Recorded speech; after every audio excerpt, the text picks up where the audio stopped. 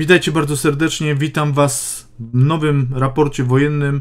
Dzisiaj to, co wydarzyło się pomiędzy 18 czerwca a 20 czerwca i oczywiście nim przejdziemy do raportu wojennego, wielka prośba do Was o wsparcie dla tego kanału. Pamiętajcie o subskrypcji, jeżeli Wam się tylko podoba to, co robię, lajkowaniu, komentowaniu.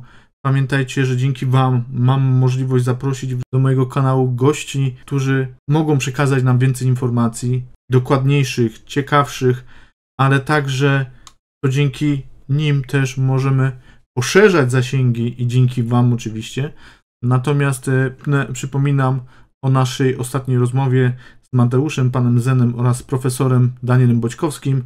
Bardzo fajna rozmowa, natomiast też polecam Wam inne materiały, które znajdziecie na kanale. Słuchajcie, przejdźmy na mapę Ukrainy. Jesteśmy na mapie Ukrainy. Nie będę dzisiaj wprowadzał żadnych tematów, bo na froncie mamy ciszę.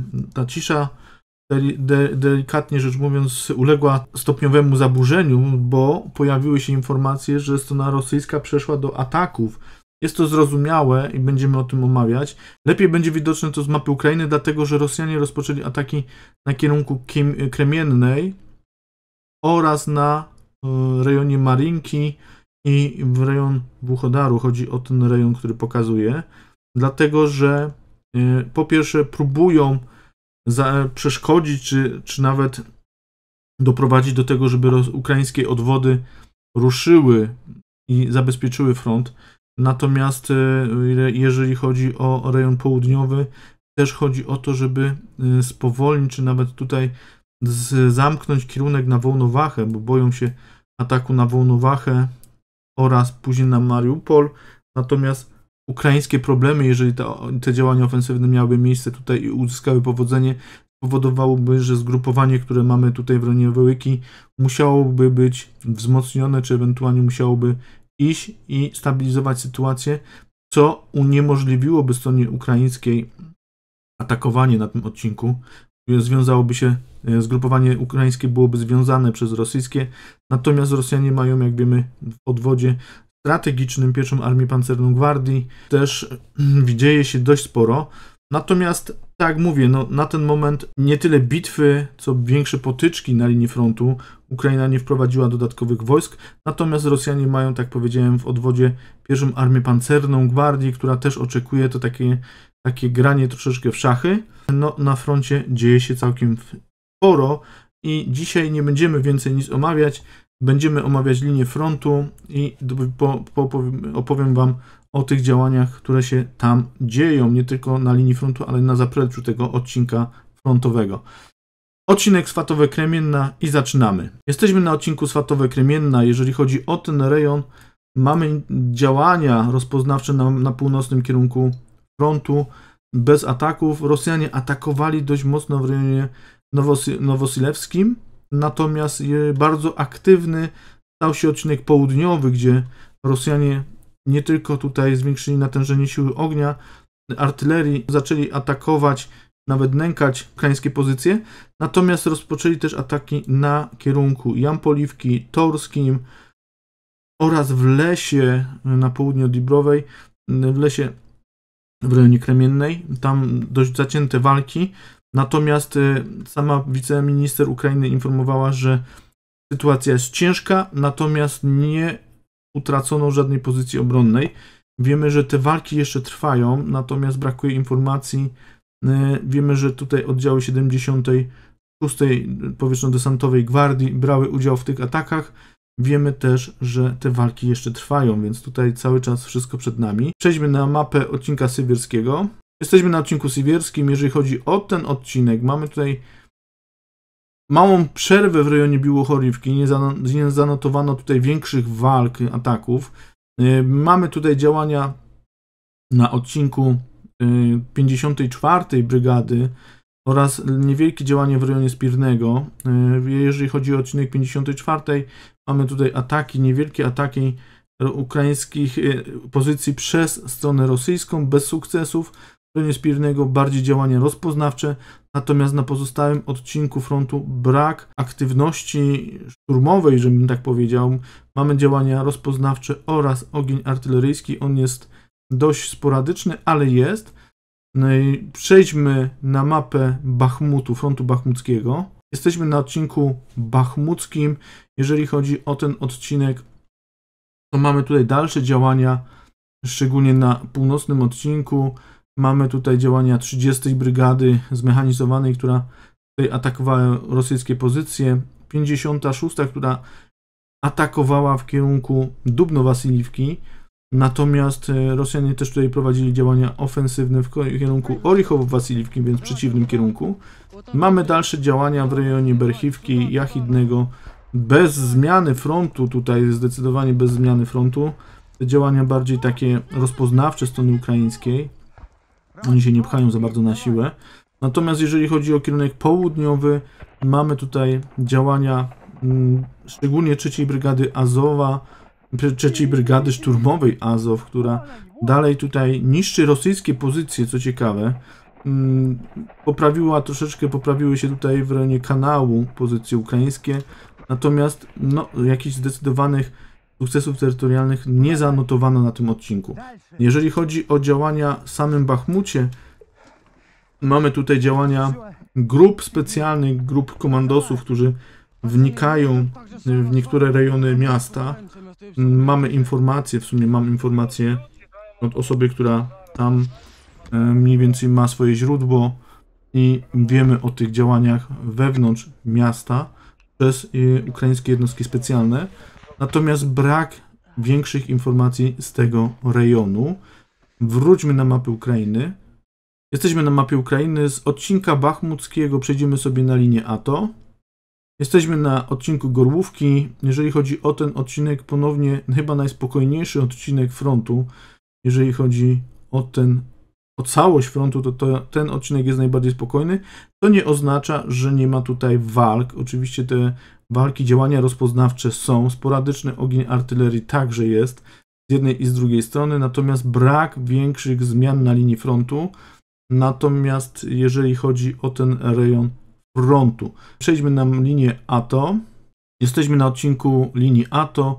Jeżeli chodzi o ten odcinek, mamy tutaj działania ofensywne strony rosyjskiej w rejonie Awdiwki oraz w rejonie Wodinę, bo Rosjanie... No tutaj mamy konsekwencje ukraińskich działań, które doprowadziły do tego, że udało im się uchwycić dość dobre pozycje w rejonie samej Wodiny. Natomiast Rosjanie próbowali tutaj działać, ich działania zostały sparaliżowane, jednostki zostały odrzucone na pozycje wyjściowe. Dalej trwają działania w rejonie Opytnego. Tutaj brakuje mi szczegółowych działań, szczególnie strony ukraińskiej. Natomiast wiemy, że te działania są tutaj prowadzone bez sukcesów dla strony rosyjskiej. Nie zmienia się tutaj. Pojawiły się też informacje, że Ukraina prowadziła działania w rejonie Kamienki oraz Krasnochorywki. Brakuje mi tutaj też informacji potwierdzających jakiekolwiek zmiany na froncie. Jeżeli chodzi o pozostałe odcinki linii ATO, mamy informacje o atakach w rejonie Pierwomajskie, Newelskie, Krasnochorywki znowu ponownie, uaktywnił się ten odcinek frontu. Także mamy tutaj informacje o walkach w rejonie Marinki, która jest atakowana dość mocno, oraz rejonu Pobiedy. Tutaj Rosjanom udało się znowu podejść pod tą miejscowość dość mocno na obrzeża miasta, atakowana z dwóch kierunków, przynajmniej Nowomichajówka. No, mamy tutaj zwiększenie siły nacisku, tak jak powiedziałem na wstępie, chodzi stronie ukraińskiej, aby zerwać przygotowania ewentualne do dalszych działań ofensywnych na kierunku Wełyki oraz Wuhledaru, więc tutaj, no, jeżeli by się Rosjanom to udało, no to wtedy zabezpieczyliby też odcinek na Wołnowachę, którego tak naprawdę bardzo się boją, gdyż nie mają żadnej pewności, co tam może ich czekać. Natomiast no, na ten moment wszystkie te ataki zostały odparte, brak sukcesów strony rosyjskiej, chociaż podejrzewam, że będą atakować, żeby związać ukraińskie jednostki, a tym bardziej wymusić na ukraińskim dowództwu przerzut dodatkowych jednostek, aby wzmocnić te rejony, szczególnie w rejonie Kremiennej oraz właśnie tutaj na linii ATO, a szczególnie na południowym odcinku tej linii frontu. Przejdźmy na mapę Ukrainy. Z mapy Ukrainy przejdziemy sobie na odcinek zaporowski.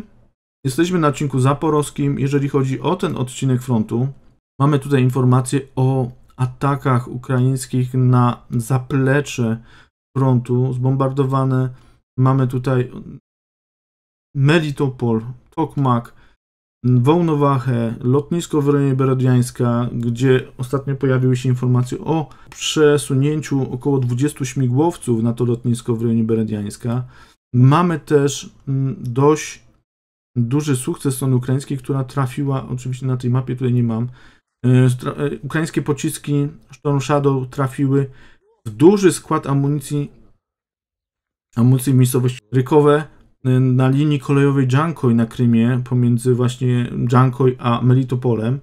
Wiemy, że trafiony, mamy potrójny sukces, bo nie dość, że trafiony został dość duży skład amunicyjny strony rosyjskiej, zniszczona została stacja kolejowa oraz torowisko, więc mamy całkowicie sparaliżowaną linię kolejową.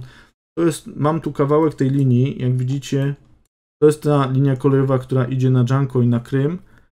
Ona przestała funkcjonować, przynajmniej przez jakiś dłuższy okres czasu, bo to, jak zobaczycie na filmiku, zniszczenia są bardzo duże. Natomiast wiemy, że strona ukraińska atakuje węzły kolejowe, linie komunikacyjne, infrastrukturę drogową, wszystko to, co może sparaliżować i osłabić jeszcze bardziej infrastrukturę obronną, nawet możliwości obronne strony rosyjskiej na Zaporożu. Wiemy, że te ataki, które tutaj się odbywają, zanotowały niewielkie sukcesy, chociaż we wschodniej części były one troszeczkę większe, natomiast w zachodniej są minimalne, oprócz jednej miejscowości, rejonu, o którym będziemy mówić. Dlatego może przejdźmy teraz na odcinek właśnie zachodni. Omówimy sobie sytuację na linii frontu. Jesteśmy na zachodnim odcinku frontu. Z informacji, jakie mamy tutaj sukces strony ukraińskiej w rejonie Łopkowego. Udało się stronie ukraińskiej po zaciętych walkach, udało się zdobyć stronie ukraińskiej miejscowość Pijaty Chatki, o którą walczono przez kilka dni. Zastosowano tam szereg różnych zmian taktycznych poprzez zestawianie zasłony dymnej w celu ograniczenia widoczności stronie rosyjskiej, poprzez minowania, kontrolowany odwrót z pozycji, odparcie, szereg różnych ciekawych rzeczy, o którym będziemy rozmawiać też z Markiem Meissnerem.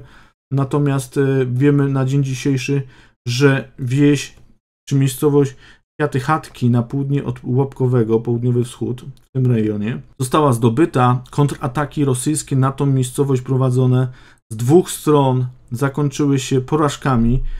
Dzisiaj pokazały się filmiki odpierania tych kontrataków, szczególnie tutaj z rejonu 429 pułku z 19 dywizji. Batalion, który bronił czy atakował, został zdziesiątkowany w Osetii Północnej. Natomiast wprowadzono tutaj szereg dodatkowych batalionów, tak jak powiedziałem, oraz czwartą bazę rosyjską, która została przeniesiona z Chersonia. Wiemy, że na tyłach tego zgrupowania mamy 34. brygadę, która także została przeniesiona z Chersonia. Natomiast mamy ze strony ukraińskiej działania jednostki specjalnej batalionu 130 rozpoznania oraz bataliony 128 Brygady Szturmowej Górskiej, która tutaj walczy na tym odcinku. Jeżeli chodzi o odcinek zachodni tego odcinka frontu, na południu od Orichowa, mamy dalsze działania ukraińskie, niewielkie przesunięcie linii frontu i frontu. Tutaj strona ukraińska wgryza się dosłownie, niszcząc pola minowe oraz próbując włamać się w tą pozycję.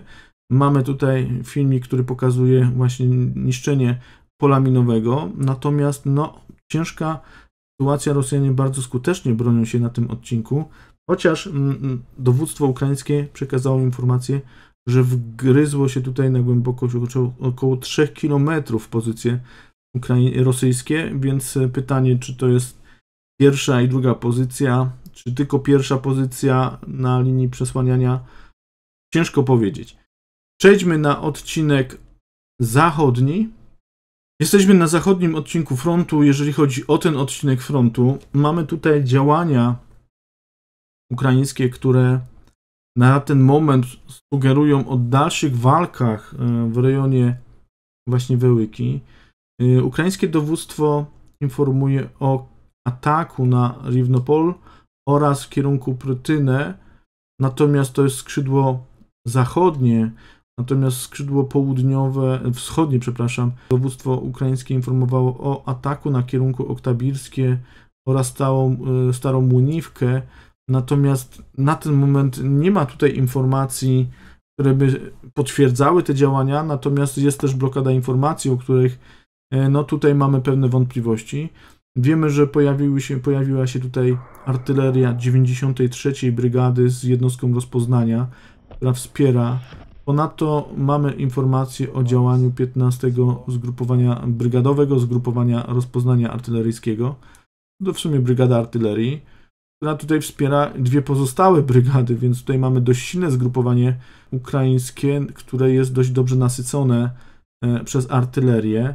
Natomiast na ten moment ciężko nam powiedzieć, jakie będą dalsze działania. Jest pewna pauza, chociaż tak jak powiedziałem, dowództwo ukraińskie informuje o pewnych działaniach. Ja na razie na mapie nie zaznaczam ataków, ani kierunków ataków, dlatego że no, nie mam tutaj informacji o zdobyciach, ani o potwierdzeniach, nawet na Telegramie, o tych działaniach ofensywnych. Przejdźmy na odcinek chersoński. Jesteśmy na odcinku chersońskim. Zaznaczyłem odejście 4. bazy tego odcinka, natomiast wiemy, że pojawiają się doniesienia o tym, że grupy ukraińskiego jednostek specjalnych operują i pojawia się coraz więcej takich filmików, które sugerują o tym, że przednia linia obrony rosyjskiej na lewym brzegu Dniepru jest penetrowana przez takie oddziały. Wiemy, że woda opada, odsłaniając grunt. Ten grunt w płomieniach słońca no, zaczyna wysychać bardzo mocno, natomiast pojawiły się też filmiki z byłego już zbiornika kachowskiego, który tutaj no, robi taką dość przykrą troszeczkę otoczkę takiej pustyni. Natomiast no, może to sugerować też, że strona ukraińska może podejmować działania, czy będzie mogła podjąć decyzję w najbliższym okresie czasu o jakichś działaniach ograniczonych, aby związać te siły. Wiemy, że te siły tutaj rosyjskie są troszeczkę osłabione przez odejście wielu jednostek ze zgrupowania Dniepr. Natomiast jeżeli chodzi o działania w tym rejonie, mamy informacje o ostrzałach ukraińskich, głównie z 406 brygady, natomiast strona rosyjska ostrzelała Chersoń, chociaż wiemy też, że strona ukraińska no, tutaj dość mocno atakowała wiele miejscowości, szczególnie w rejonie właśnie Skadowska, Uzornym, Heniczesku, więc tutaj to zaplecze rosyjskie jest atakowane nawet na kierunku chersońskim. Z informacji dodatkowych wiemy, że Rosja atakowała znowu za pomocą szachedów, szczególnie rejon właśnie zachodniej Ukrainy, rejon lwowski, Kijów, aby, co niektórzy też podkreślają, zatrzymać obronę przeciwlotniczą przy dużych miastach, aby nie podprowadzać ją bliżej frontu, bo no, zmiana tego może, że tak powiem, troszeczkę Rosjan zaboleć, dlatego że mamy już informacje o 5 zestrzelonych śmigłowcach K-52, natomiast ściągnięcie dodatkowych jednostek artylerii przeciwlotniczej czy przeciwrakietowej ten rejon nie tylko zabezpieczy własne wojska, które będą atakować, ale też może uniemożliwić precyzyjne działanie śmigłowców rosyjskich, które, jak wiemy, no, miały zanotowane sukcesy w odpieraniu ukraińskich ataków. Słuchajcie, tyle z tego odcinka. Pozdrawiam, trzymajcie się, cześć.